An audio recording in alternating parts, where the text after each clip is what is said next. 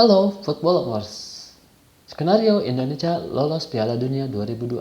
Dilansir dari Starting Eleven, layaknya pro player yang sedang bermain Mobile Legends, timnas Indonesia tuh masih sibuk farming di ronde ketiga kualifikasi Piala Dunia 2026. Bedanya, jika di Mobile Legends, player farming sumber daya dan experience point, Indonesia mengumpulkan poin demi poin agar bisa lolos ke Piala Dunia 2026. Di ronde ketiga kali ini, skuad Garuda akan melakoni 10 pertandingan yang terdiri dari 5 laga tandang dan 5 laga kandang. Sejauh ini, Indonesia sudah menjalani 2 pertandingan. Dari 2 pertandingan itu, Martin Paes CS sudah mengoleksi 2 poin. Tapi perjalanan Indonesia masih panjang, masih ada 8 pertandingan lagi.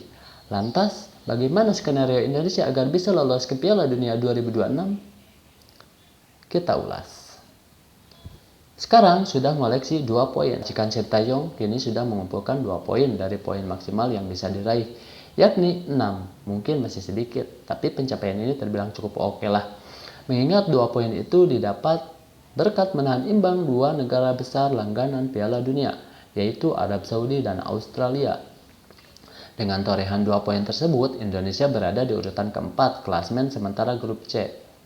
Indonesia berhasil mengungguli Australia yang masih mengoleksi 1 poin dan Cina yang cuma dapat hikmahnya aja di 2 pertandingan awal. Sejauh ini, urutan keempat tentunya jadi posisi yang cukup baik bagi Indonesia. Karena menurut regulasi yang ada, setelah ke-6 tim melakoni 10 pertandingan, hanya ada 2 peringkat teratas yang akan langsung mengunci slot di Piala Dunia 2026.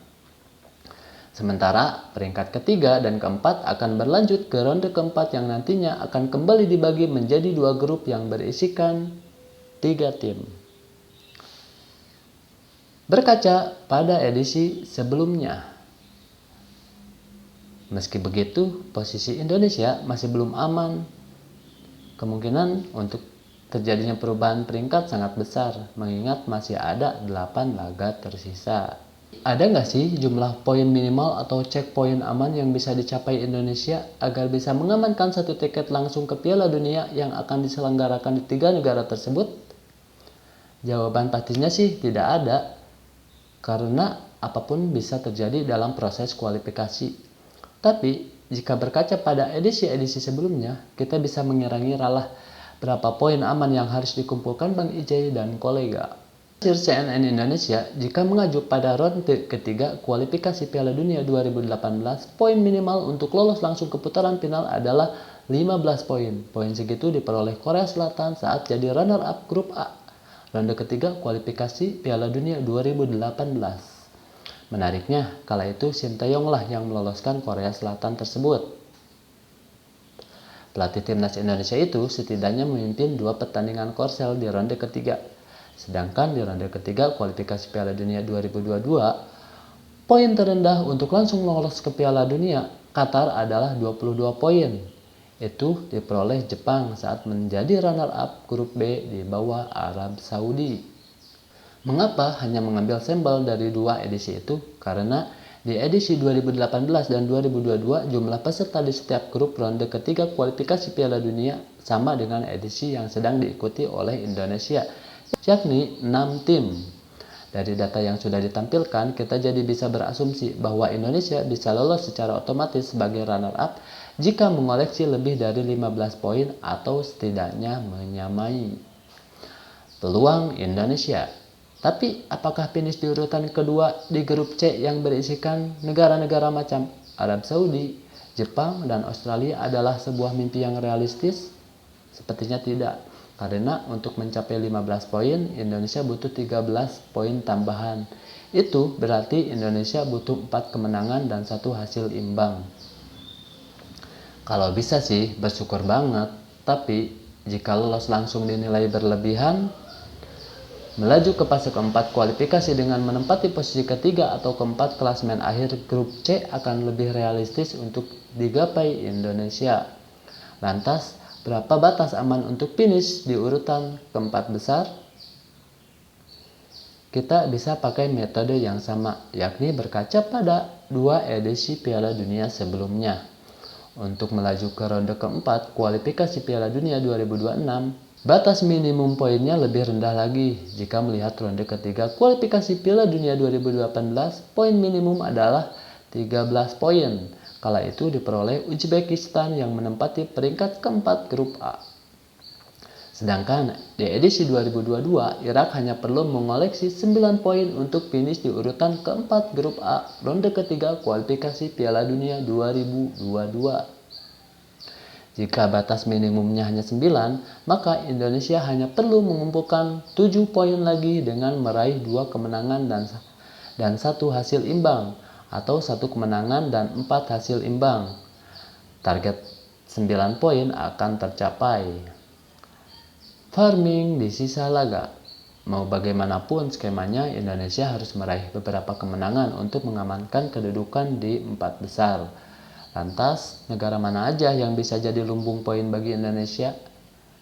Dari 8 laga yang tersisa, Indonesia masih mengantongi 4 laga kandang dan 4 laga tandang. Apabila melihat hasil di 2 laga awal, Cina bisa kita jadikan batu pijakan untuk mendongkrak poin. Dari 2 laga yang sudah dimainkan, tim naga babak belur dihajar 7-0 oleh Jepang dan dikalahkan 2-1 oleh Green Falcon Arab Saudi. Dengan performa carut-marut itu, menyapu bersih 2 pertemuan melawan Cina adalah target mutlak. Selain itu, laga melawan Bahrain bisa kita jadikan tambahan poin. Target realistis tentunya memperoleh 3 poin dari 2 pertemuan, tapi agak pesimis. King Indo bisa menang di kandang kalau rumput GBK masih gemberadak gitu. Indonesia justru lebih meyakinkan jika bermain di kandang lawan, yang mana rumputnya lebih hijau dan rata.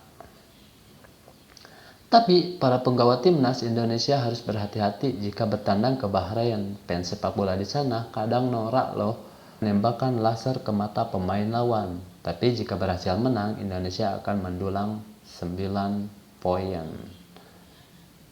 Dengan tambahan 9 poin, Indonesia akan mengoleksi 11 poin. Itu sudah aman jika berkaca pada hitung-hitungan di edisi 2022. Lantas, bagaimana dengan lawan-lawan Indonesia yang lain? Seperti yang sudah disampaikan, bermain kandang pun akan terasa sulit jika rumput GBK masih buruk. Paling kita hanya bisa tahan imbang Arab Saudi kandang, sisanya tidak bisa diharapkan. Apalagi ketika menghadapi Jepang, fans Indonesia dilarang muluk-muluk. Di luar itu, dengan adanya Martin Paes di bawah Mister Gawang, timnas Indonesia kualitas bertahan tim jadi lebih baik. Kemampuannya dalam menghentikan tembakan dan pembacaan arah bola yang baik dan membuat bek-bek tim nasional Indonesia jadi bisa bermain lebih lepas dan percaya diri. Belum lagi, lini bertahan timnas Indonesia prediksi bakal meningkat setelah kedatangan Michelle Ligers dan Eliano Reinders. Soal kualitas tak usah diragukan lagi lah ya. Gimana? Optimis lolos ke Piala Dunia 2026? Silahkan isi di kolom komentar ya.